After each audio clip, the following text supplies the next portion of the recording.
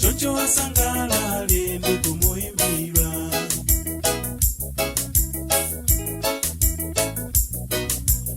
Analidalitsa banja, icho chinthu choyeretsedwa pamaso pake.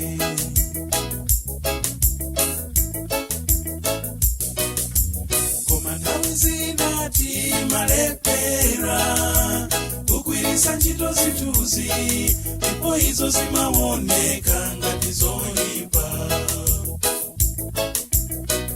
Ambiri tiri kulepera kugwiritsa ntchito zinthuzi, ndipo izo zimaoneka ngati zoyipa. Anthu achiwerewere amapita kudansi ndi zolinga zoyipa.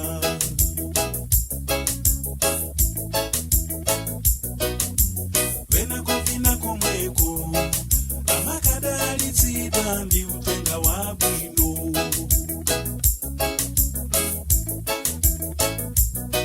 Zokondwetsa mukuona lero ndi chifukwa cha maphunziro wa kusukulu.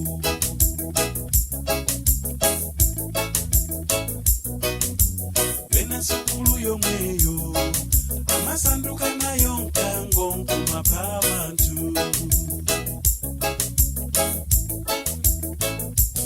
Nthawi zina timalepera kugwiritsa ntchito zinthuzi, ndipo izo zimaoneka ngati zoyipa.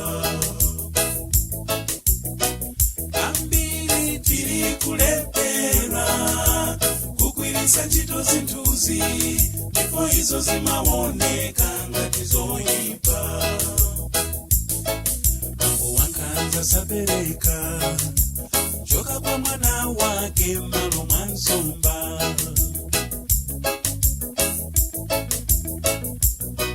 Koma mwana akapupuluma, minga yomweyo ya nsomba ingamupe.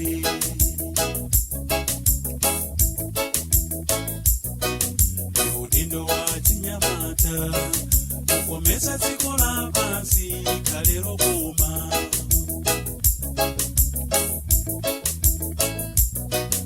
Kupeza zonse zolengedwa, Mulungu anaziona kuti nzabwino.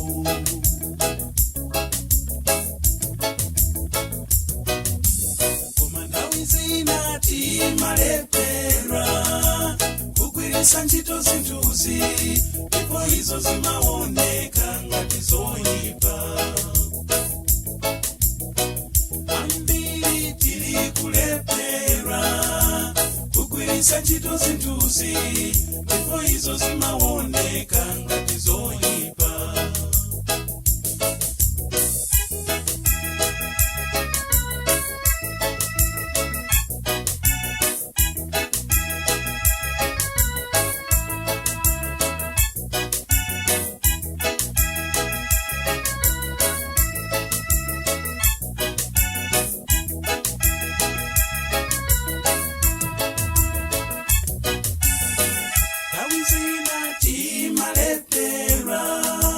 Kugwiritsa ntchito zinthuzi, ndipo izo zimaoneka ngati zoyipa. Ambiri tiri kulepera kugwiritsa ntchito zinthuzi, ndipo izo zimaoneka ngati zoyipa. Nthawi zina timalepera kugwiritsa ntchito zinthuzi, ndipo izo zimaoneka ngati zoyipa. Ambiri tiri kulepera kugwiritsa ntchito zinthuzi, ndipo izo zimaoneka